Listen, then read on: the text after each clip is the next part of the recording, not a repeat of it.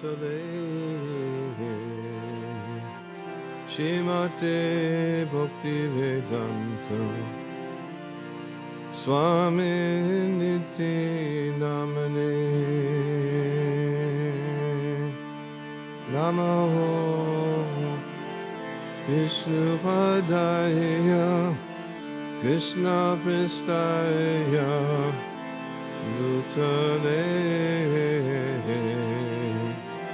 Srimate Bhakti Vedanta Swami Niti Namane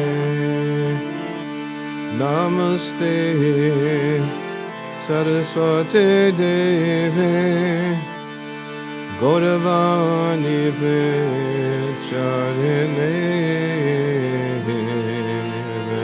Shesha Shunyavadi Vastachadi Santarine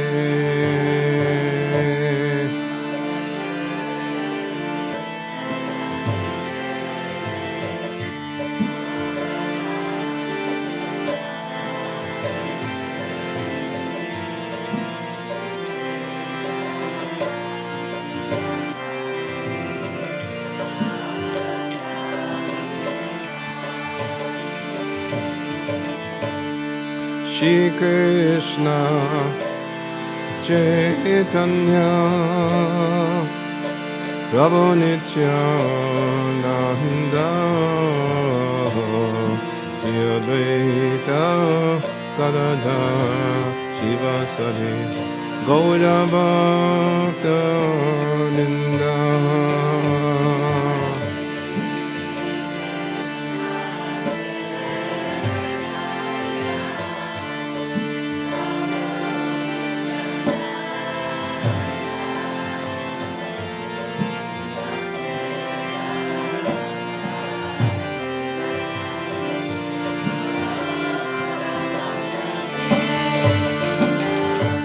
Jayo Shri Krishna Chaitanya Prabhu Nityananda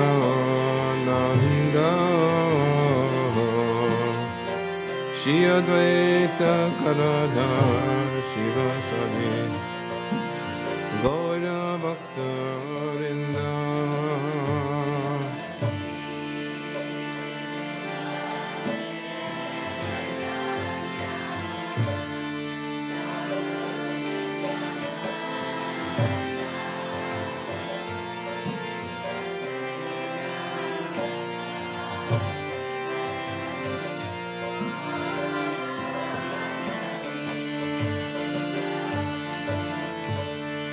Hare Krishna, Hare Krishna, Krishna Krishna, Hare Hare, Hare Rama, Hare Rama, Rama Rama, Hare Hare.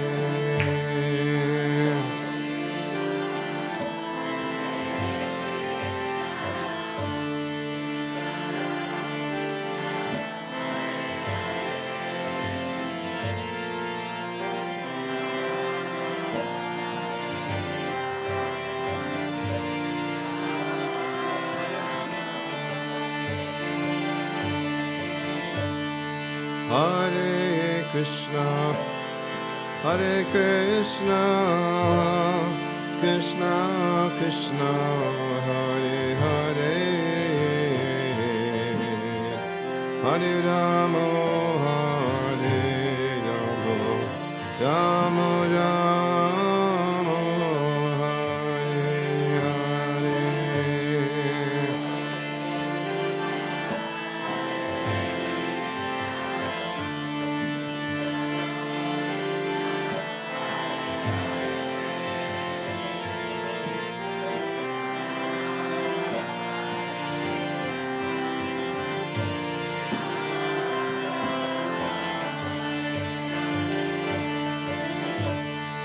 Hare Krishna, Hare Krishna, Krishna Krishna Hare Hare Hare Rama Hare Rama Rama Rama Hare Hare.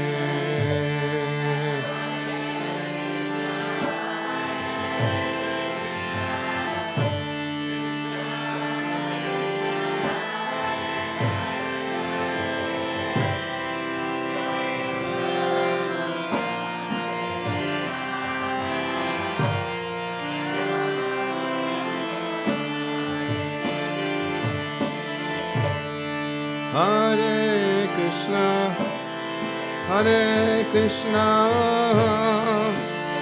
Krishna Krishna, Hare Hare, Hare Rama, Hare Rama, Rama Rama, Hare Hare.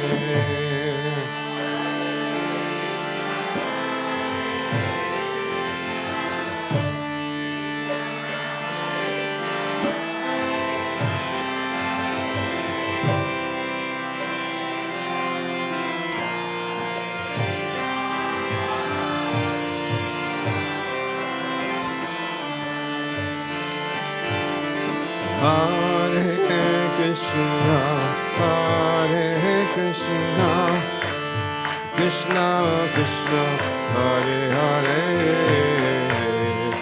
Hare Rama, Hare Rama, Rama Rama, Hare Hare.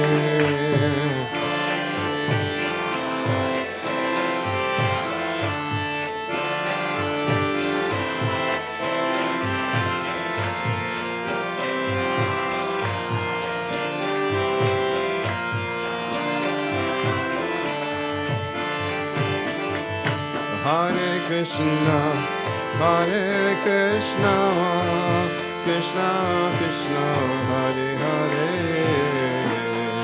Hare Rama, Hare Rama, Rama Rama, Hare Hare.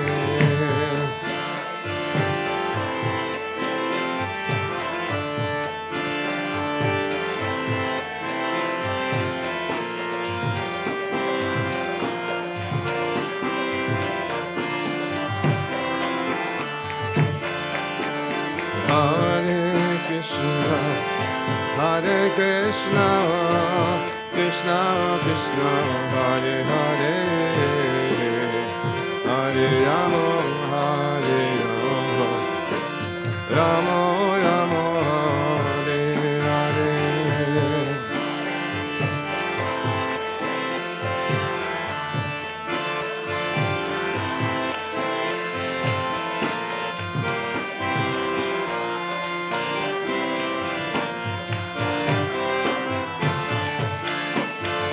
Hare Krishna, Hare Krishna, Krishna Krishna, Hare Hare, Hare Rama, Hare Rama, Rama Rama, Hare Hare.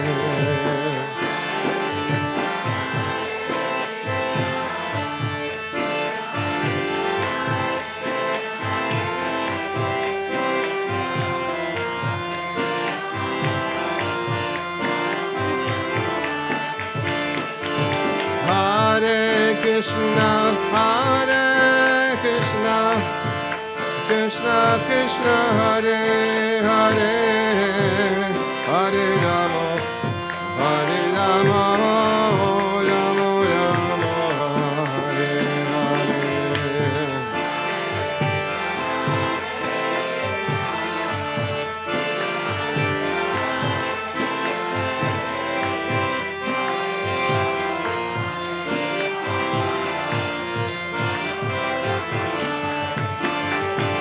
Hare Krishna, Hare Krishna, Krishna Krishna, Hare Hare, Hare Rama, Hare Rama, Rama Rama, Hare Hare.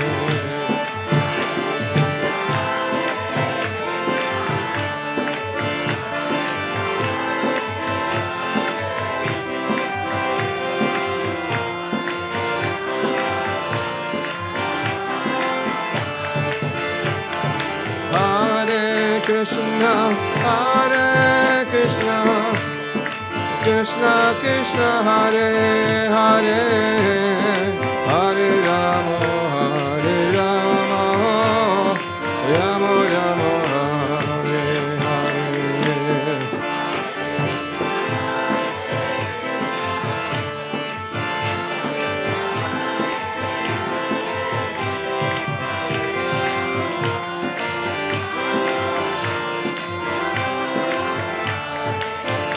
Hare Krishna,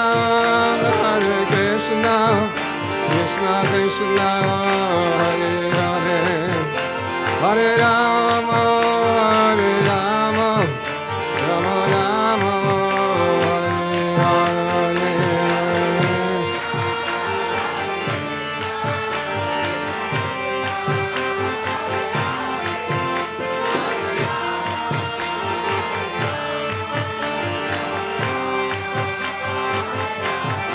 Hare Krishna, Krishna Krishna, Hare Hare, Hare Rama, Hare Rama, Rama Rama, Hare Hare.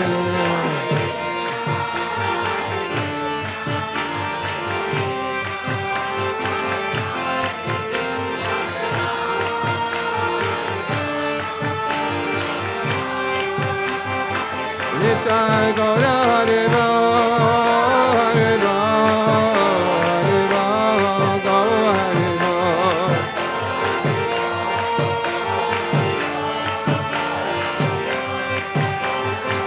Nitai Gaura Hare Rama, Hare Rama, Gaura Hare Rama.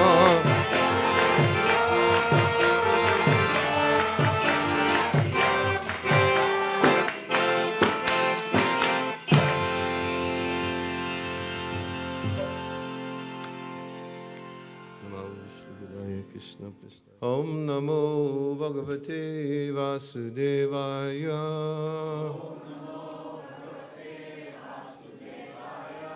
Om Namo Bhagavate Vasudevaya. Om Namo Bhagavate Vasudevaya.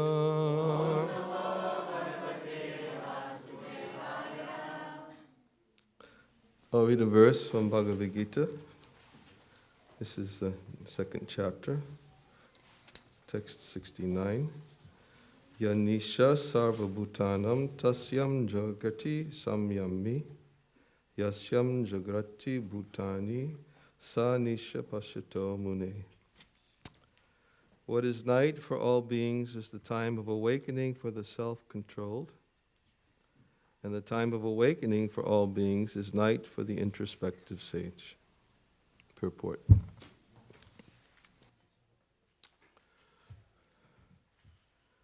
There are two classes of intelligent men. One is intelligent in material activities for sense gratification. The other is introspective and awake to the cultivation of self-realization. Activities of the introspective sage or thoughtful man are night for persons materially absorbed. Materialistic persons remain asleep in such a night due to their ignorance of self-realization. The introspective sage remains alert in the night of the materialistic men. The sage feels transcendental pleasure in the gradual advancement of spiritual culture, whereas the man in materialistic activities, being asleep to self-realization, dreams of varieties of sense pleasure, feeling sometimes happy and sometimes distressed in his sleeping condition. The introspective man is always indifferent to materialistic happiness and distress. He goes on with his self-realization activities, undisturbed by material reactions. Om Jnana Timarandasya Gananjana Salakaya Chakshu Unvinitam Nina Tasmai Shri Gurave Namaha Ukam Koroti Vachalam Pangum Nangagyate Garim Yat Kripa Tamaham Vande Shri Gurun Dinatananam. Nama Om Vishnu Padaya Krishna Prastaya Bhutale Shrimate Bhaktivedanta Swamin Iti Namane Namaste Saraswati Devi Gauravani Pacharane Nirvishesha Shanyavari Pastacha Desatarane Jai Shri Krishna Chaitanya Prabhu Nityananda Shri Advaita Gadadhar Shivasadi Gaura Bhaktivinoda Hare Krishna Krishna Krishna Hare Hare Hare Rama, Rama Rama, Hare Hare.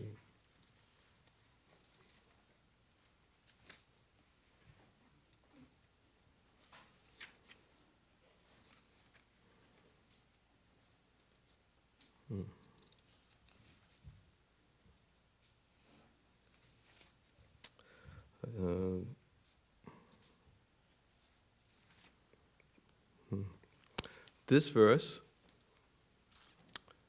is one of several verses.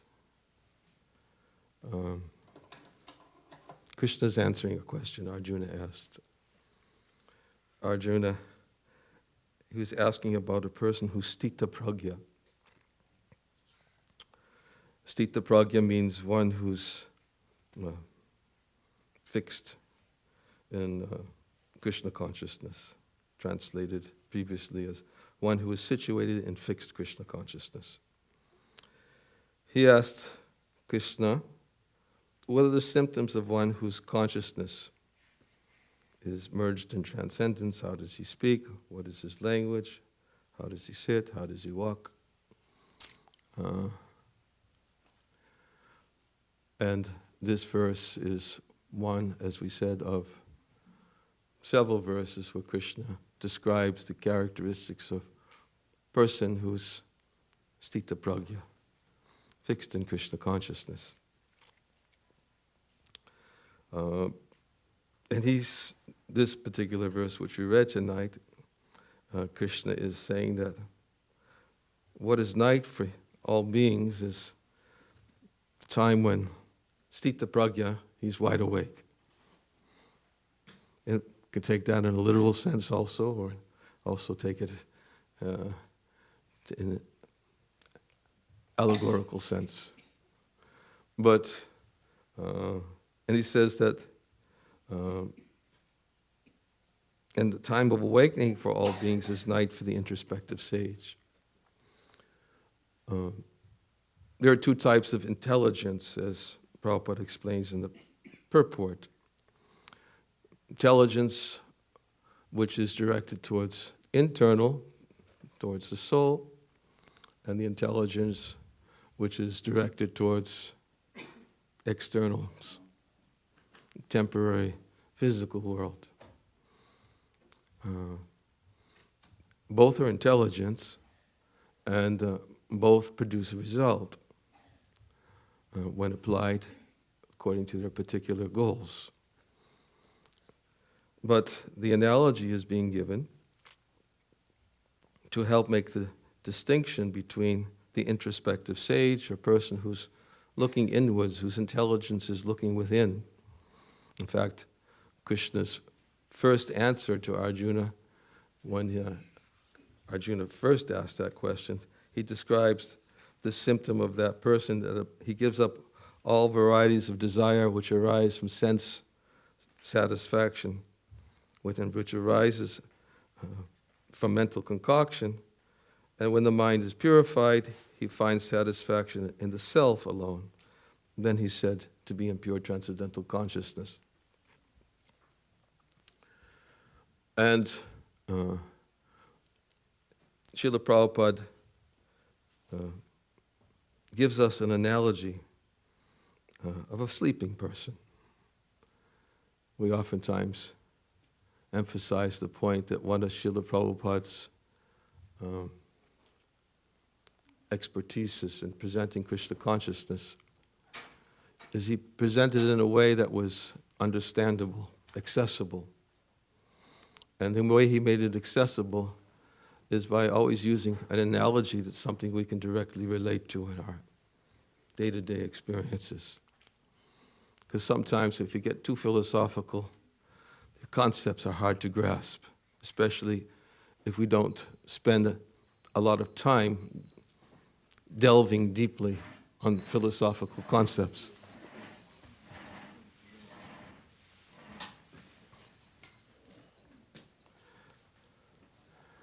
And Srila Prabhupada, understanding that, he would many times use different analogies which would help bring vague, abstract concepts closer to our day-to-day experience. But the same principles could be learned by such analogies. And I often like to use Prabhupada's example that he once gave an analogy to stress how important it was to use analogies.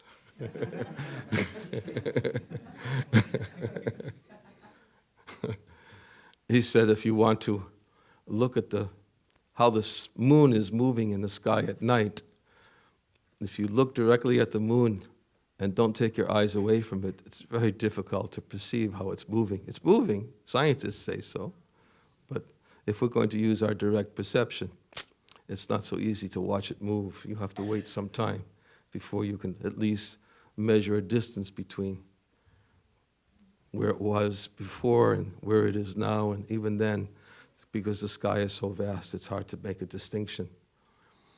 So he said that but if you want to see the movements of the moon, if you look at the moon through the branches of a tree, then because the branches of the tree are closer, then you can see the moon moving from one branch to the next within a very short period of time.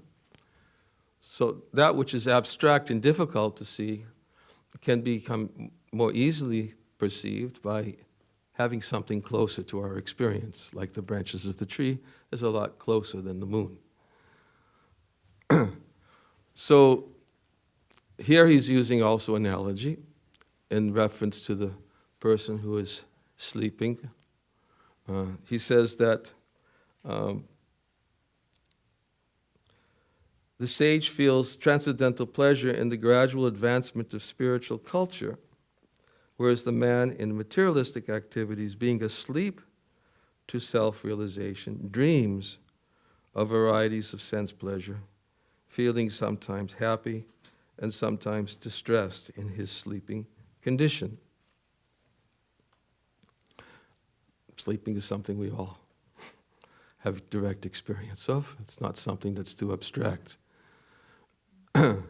And even Krishna is using the analogy in this verse that the person who's sleeping is the time when the introspective sage is wide awake, and vice versa.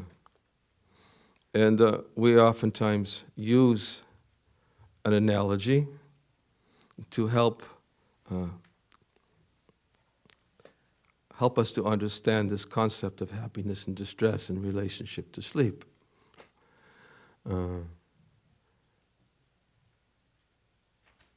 Everybody has dreamed before, I'm assuming, so that's not an abstract concept. And there is a verse in the Srimad Bhagavatam which describes the nature of the duality of this material world. And it states that although the duality of the material world doesn't ultimately exist, the conditioned soul considers it to be real under the influence of his conditioned intelligence.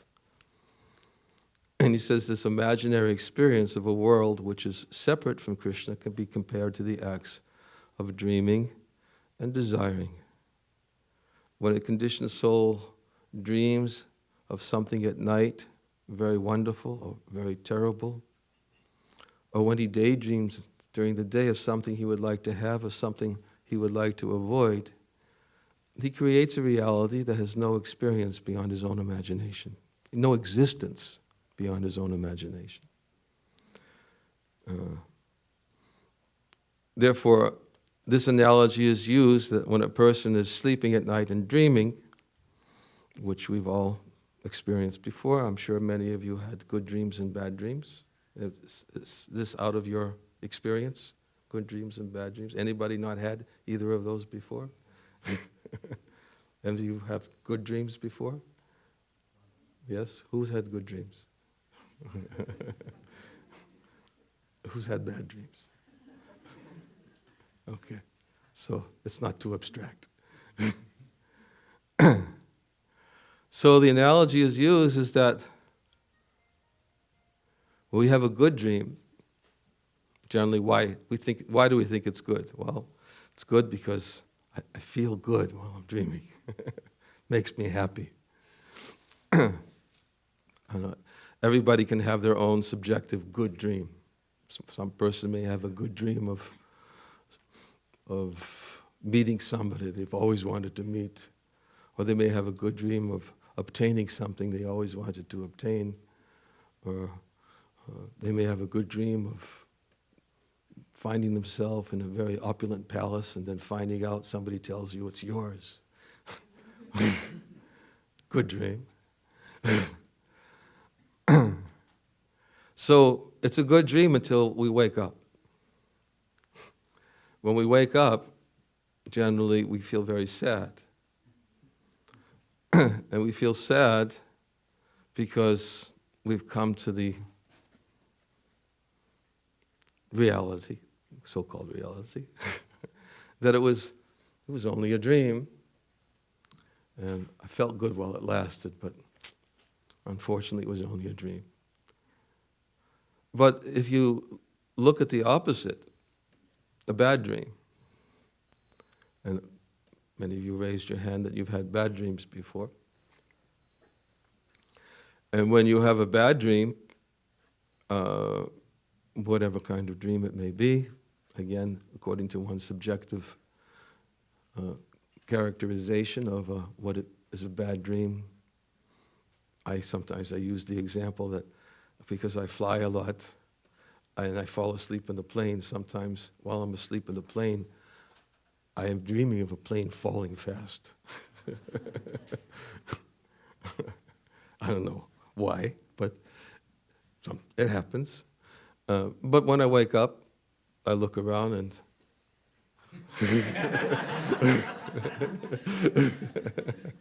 if I'm next to the window. If I'm not next to the window, I just look at the passengers around me and to see how they're... And then I feel some relief. I'm happy. Oh, it was just a dream. So the experience of sadness when waking up from the good dream and the experience of happiness when waking up from a bad dream, that sadness and happiness has no connection with reality. It's only connected to a dream. And that analogy is being used that there are night dreams and then there are daydreams. And actually the daydreams, there's no difference in the daydream from the night dream. The daydream is that when we dream of something we would like to have or something we would like to avoid. That is the daydream. The daydream generally lasts a little bit longer than the night dream. And generally, the daydream, we dream of something we would like to have. When we're really absorbed in dreaming of it, then it produces a sense of hope, it produces a sense of meaning, purpose. I'm dreaming of it, and I like to have it, and I feel I have a sense of satisfaction that I'm on track. So we dream of something we would like to have, or we may dream of something we like to avoid. Many things we try to avoid. In general, we try to avoid those things that make us sad. We try to avoid disease, we try to avoid old age, we definitely try to avoid death, we try to avoid subjecting ourselves to a situation that will, based on our experience, will make us suffer or unhappy. But still we're dreaming. We're dreaming of avoiding it, or we're dreaming of obtaining it. Therefore, the analogy which is being used of the night dream towards the daydream is to help us understand that the daydream also has no connection with reality. It's simply a dream. Because even if we get the fulfillment of our dream, just like the person, the sthita prajna, his intelligence is going within. He sees this world from a different perspective. He understands that this world is temporary, and he's indifferent towards and Krishna explains that's one of the characteristics of sthita prajna, is that he's indifferent towards the so-called happiness and distresses of this world. And he finds his satisfaction from within. As Krishna says, he finds satisfaction in the self alone. He doesn't find his satisfaction from coming in contact with the temporary sense objects, because he knows that coming in contact with temporary sense objects can't produce permanent satisfaction within. Therefore, he's described to be like the introspective sage, that the person who is sleeping at night, he's generally not aware of his surroundings. He's sleeping, he's fast asleep. But the introspective sage, he sees things from a different perspective. He sees that everything here in this world is connected to the Supreme.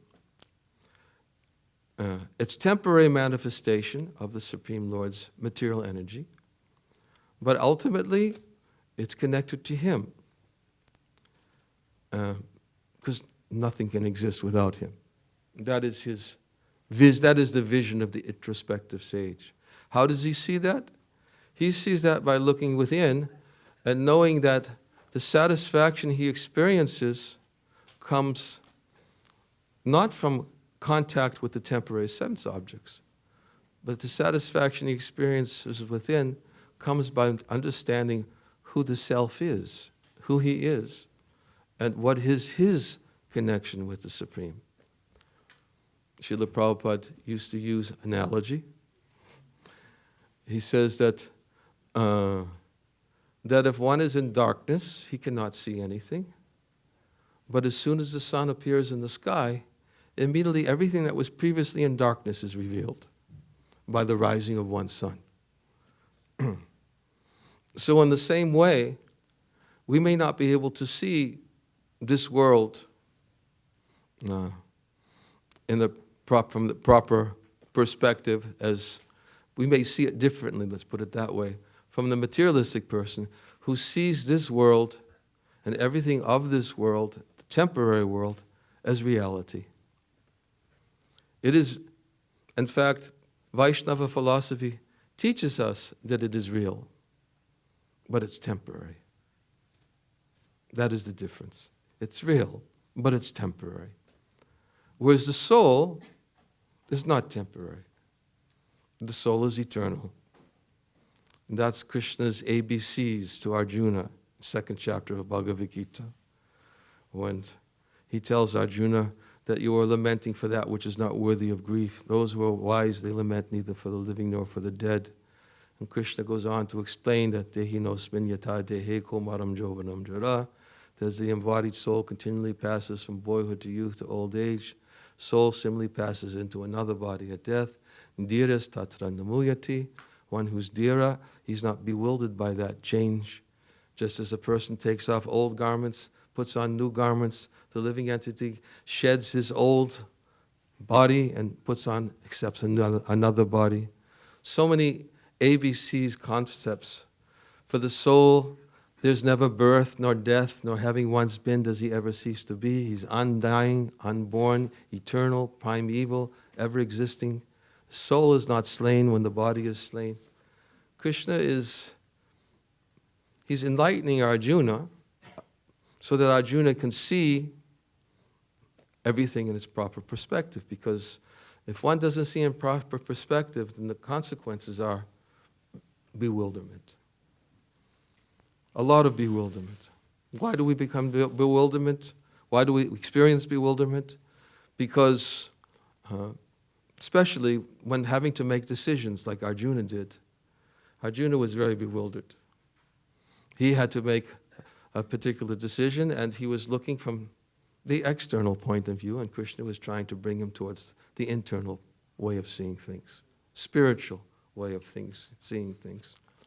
But because Arjuna was forced into a situation where he felt obligated to do something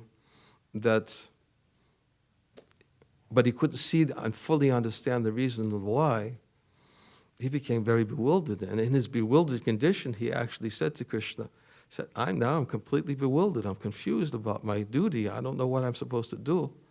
So in this bewildered condition, I'm asking you please explain to me what is the right perspective. How should I be seeing things? And says, now I am your disciple, soul surrendered unto you. Please instruct me. And Arjuna placed himself in a subordinate position for enlightenment by receiving transcendental knowledge, transcendental wisdom from Krishna, who spoke the ABCs of spiritual life that we mentioned in the second chapter, and then spoke to Arjuna how to apply those ABCs in life, day-to-day life, in one's work, in one's activities, in one's consciousness, and the cultivation of one's consciousness, how to become Sthita Pragya. How to become Sthita Pragya.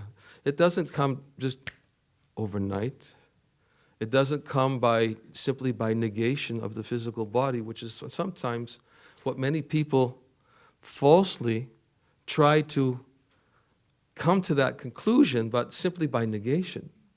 And they become very frustrated because it's a very difficult process to detach ourselves from this world simply by negating it. Try it. You may do it with your intelligence for some point of time, but when it really comes down to application, it's not so easy, right? Because we're forced again and again to see, well, wait a minute, I've got to eat, I need a place to sleep, I need an income, I have family,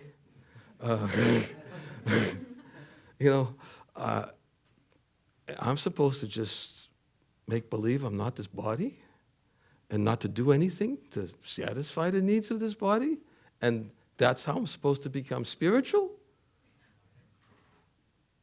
Give me a break. These concepts were actually discussed by Krishna to Arjuna. He made them understand that actually, no, it's not simply by negation alone that one actually becomes spiritual. And to try to become spiritual simply by negation can cause one to become misled about his actual identity. And that's one of the biggest pitfalls in trying simply to negate this world, is that simply by negation, and Srila Prabhupada used to use the analogy, he used to say that if I ask you who you are and you say, well, I'm not Donald Trump. Everybody's awake now, right? Because everybody's fixed on this Donald Trump, right?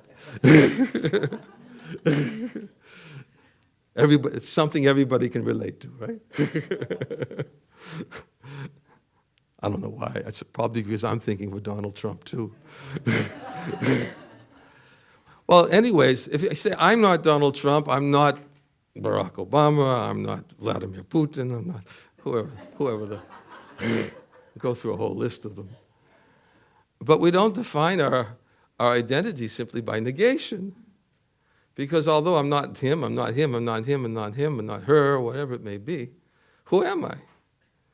So if we try to define our identity, our eternal spiritual identity, simply by negation, I'm not this body,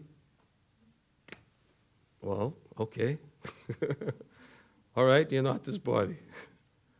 In fact, I don't know if it's a good example. But when I used to go to the University of Massachusetts, and it's a long time ago, I lived in the southwest section of university. They had these towers, the John Quincy Adams Tower, I think it was, and the John Adams Tower. You lived there too, right?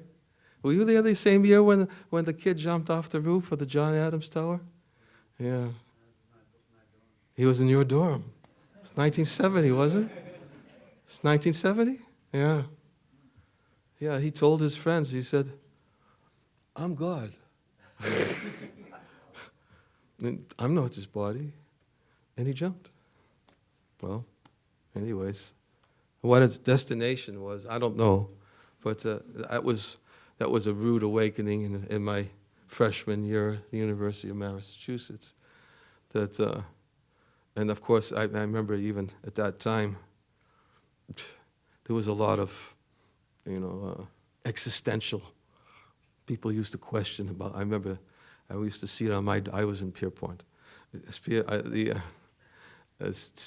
had. I remember one student is, God is dead. People were questioning their existence and questioning God and trying to understand. Anyways, to define our existence simply by negating that my identity with this body is not complete.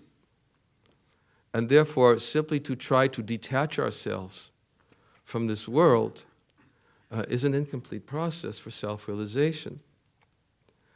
And Krishna is recommending another method which is superior, and that is first to try to know who we are. To try to know who we are, we can try to do that by an analytical approach, by the ascending process. Srila Prabhupada called it the Aroha process. But the ascending process is very difficult to come to something very conclusive.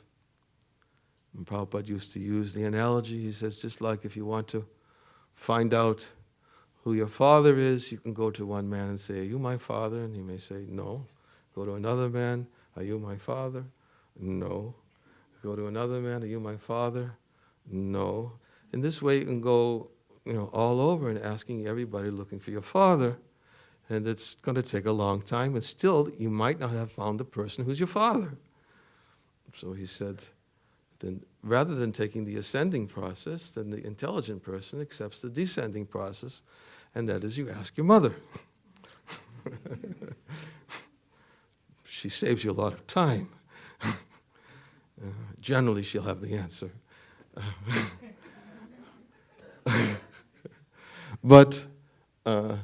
And then Prabhupada said that you can ask your mother, she can tell you her father, and the living entity has many mothers. One of the mothers is the Vedas. The Vedas is considered to be the mother because they actually instruct us as to who we are. And then, of course, just as Arjuna submitted himself before Krishna, and he asked him, please enlighten me, please instruct me.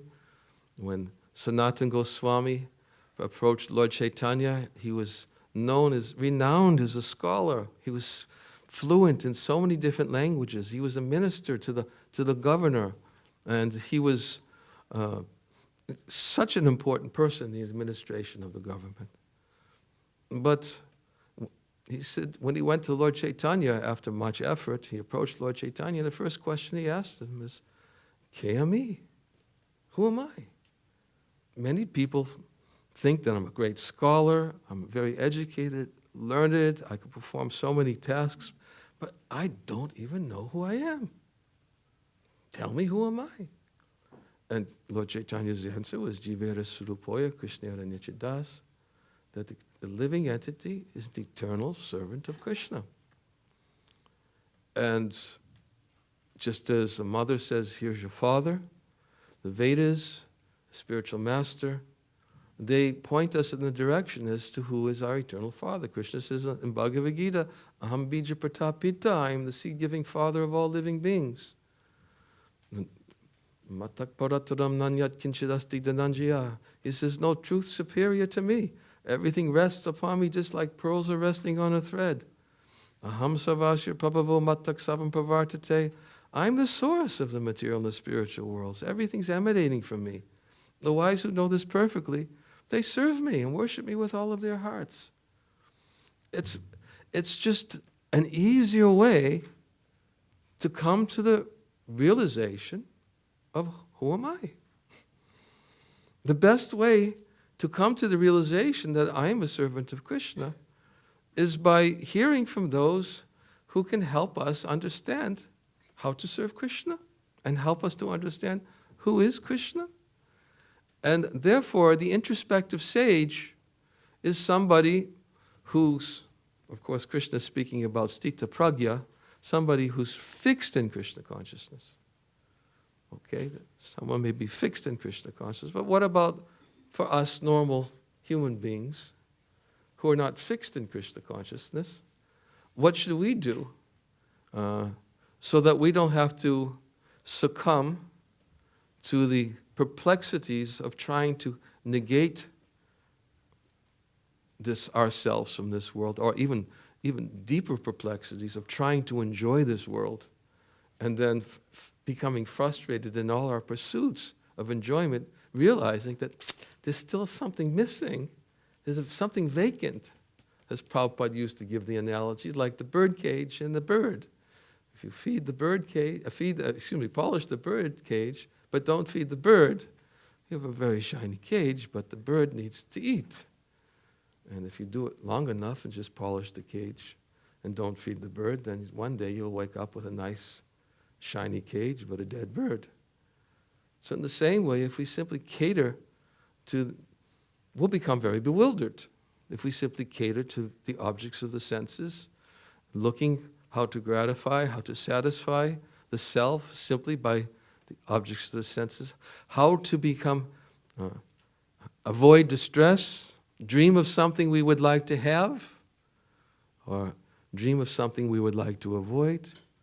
We create a reality that has no existence beyond our imagination.